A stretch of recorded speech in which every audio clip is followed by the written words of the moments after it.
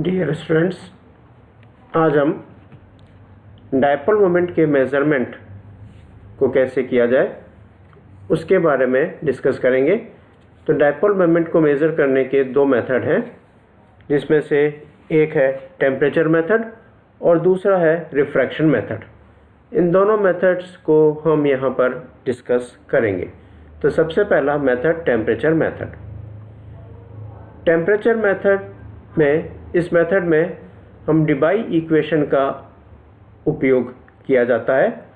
ये method gaseous substance के लिए डायपोल मोमेंट को मेज़र करने में अधिक उपयोगी होता है, क्योंकि डिबाई इक्वेशन जो है वो गैसियस मॉलिक्यूल पर अप्लाई होती है।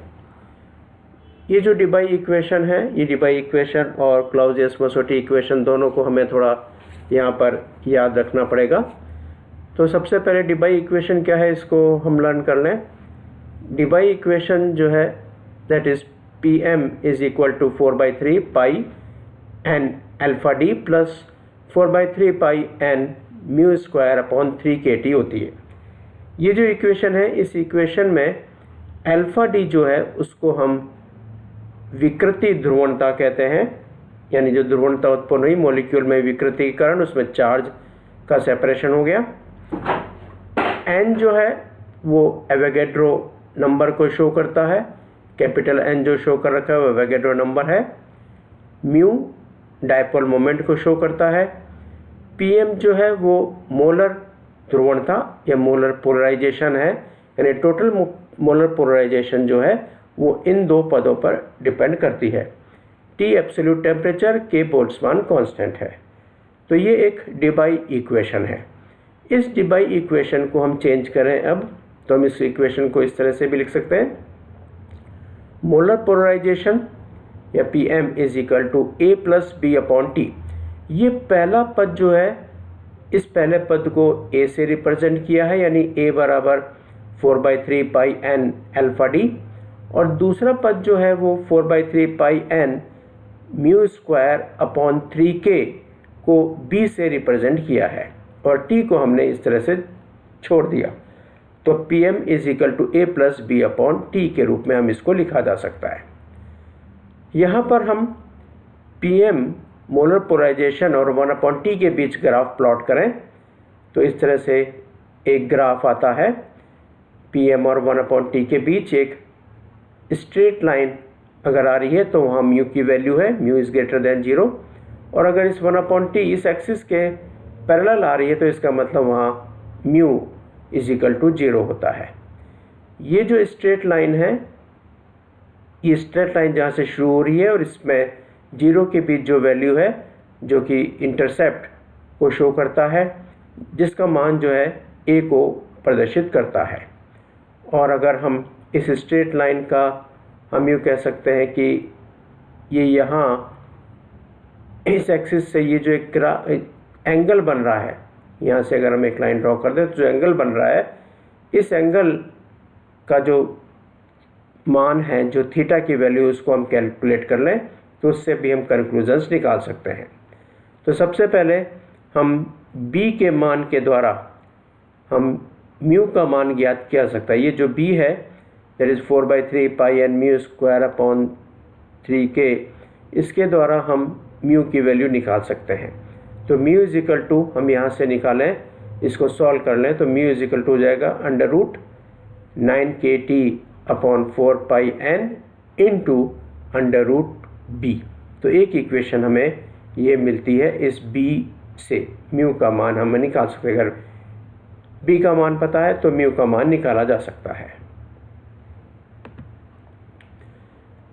इस इक्वेशन में हम अगर ये सारी वैल्यूज़ रख दें, k का मान रख दें, n का मान रख दें और पाई की वैल्यूज़ पुट कर दें इक्वेशन नंबर 3 में, तो म्यू सिंपल होके वो इक्वेशन नंबर 3 बन जाएगी। Mu is equal to 0.0128 into 10⁻18 √b ESU units में। इक्वेशन नंबर 4 हो गई। जो मैंने अभी पहले बताया, मोलर पोलराइजेशन और 1/T के बीच जो ग्राफ आ रहा है वो एक स्ट्रेट लाइन ग्राफ है। इसका स्लोप जो है वो b के मान के बराबर होगा और ग्राफ का इंटरसेप्ट जो है वो a के बराबर होगा। यदि स्ट्रेट लाइन 1/t एक्सिस के साथ थीटा एंगल बनाती है तो जो tan थीटा आएगा वो b के इक्वल होता है।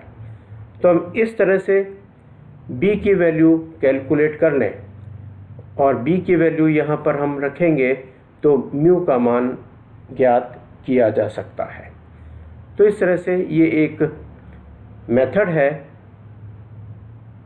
म्यू के मान को कैलकुलेट करने के लिए। एक और जो मेथड है म्यू को ज्ञात करने के लिए, या हम कह सकते हैं b का मान ज्ञात करने की एक और विधि है।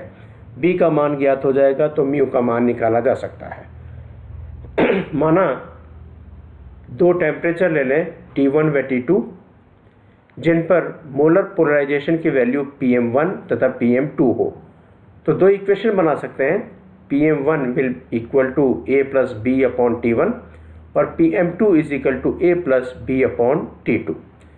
इक्वेशन नंबर फर्स्ट में से इक्वेशन नंबर सेकंड को माइनस कर दें तो PM1 minus PM2 is equal to हो जाएगा, ये A तो कैंसिल हो गया, B को कॉमन ले लें तो ये हो जाएगा 1 upon T1 minus 1 upon T2, या PM1 minus PM2 is equal to B, इसका एलसीएम ले लें T1 T2 तो हो जाएगा T2 माइनस T1, या यहाँ से B को हम निकाल लें तो B इज इक्वल टू हो जाएगा PM1 माइनस PM2 और ये इधर डिवीज़न में चला गया, ये इसको हम लिख सकते हैं इंटू T1 T2 बटा T2 माइनस T1।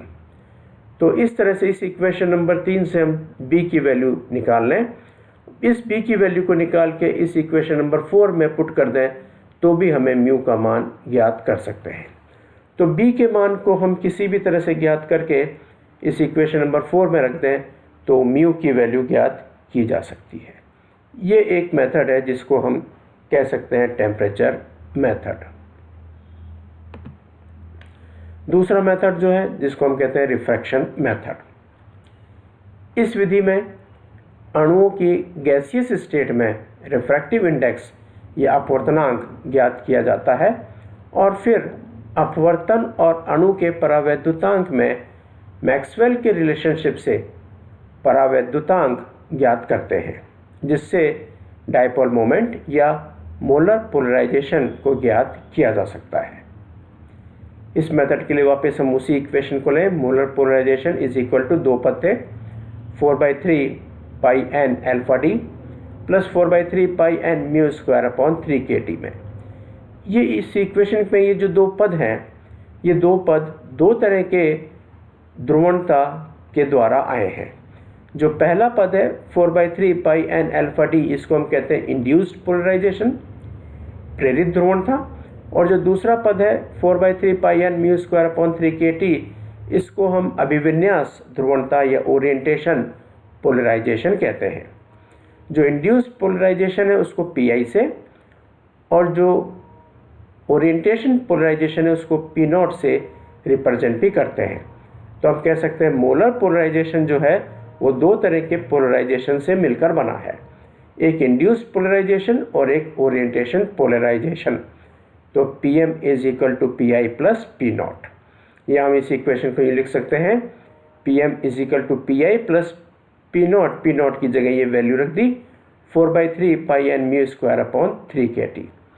यहाँ से हम म्यू की वैल्यू निकाल लें, सॉल्व करें इस इक्वेशन को, तो म्यू इज इक्वल टू हो जाएगा अंडर रूट 9k अपॉन 4 पाई n इंटू अंडर रूट में हो जाएगा PM minus PI into T। या हम इन सब की वैल्यू रख दें, k की वैल्यू रख दें, 4 पाई n की वैल्यू रख दें, तो ये हो जाएगा mu is equal to 0.128 into under root PM minus PI into T। इस प्रकार यदि PM और PI का मान ज्ञात हो, टेम्परेचर का मान हमें पता हो, तो हम म्यू का मान निकाल सकते हैं। एक तरह से डायपोल मोमेंट की वैल्यू कैलकुलेट की जा सकती है। इसी को हम और आगे स्टडी करें तो हमने पीछे क्लाउज़ेस-मोसोटी इक्वेशन में कहा था PM molar polarisation is equal to होता है epsilon minus 1 divide by epsilon plus 2 into VM, molar volume था ये। मैक्सवेल के अनुसार एप्सिलम जो होता है that is equal to NR square. NR जो है वो अपवर्तनांक को प्रदर्शित करता है। तो हम यहाँ एप्सिलम की जगह अपवर्तनांक रख दें तो molar polarization PM is equal to हो जाएगा nr² -1/nr² + 2 Vm। या ये जो मोलर वॉल्यूम है इसको हम चेंज कर दें, मास अपॉन डेंसिटी से हम इसको की जगह मास अपॉन डेंसिटी कर दें तो PM is equal to nr² -1/nr² + 2 m/ρ। तो अगर हमें अपवर्तनांक nr का मान पता है, m पता है, ρ पता है, तो हम मोलर पोलराइजेशन PM के मान की गणना भी कर सकते हैं। तो इस प्रकार से 2 मेथड हैं डायपोल मोमेंट को ज्ञात करने के लिए जो आपके एग्जामिनेशन के हिसाब से भी इम्पोर्टेंट है। 2 मेथड अपने को लर्न करने हैं।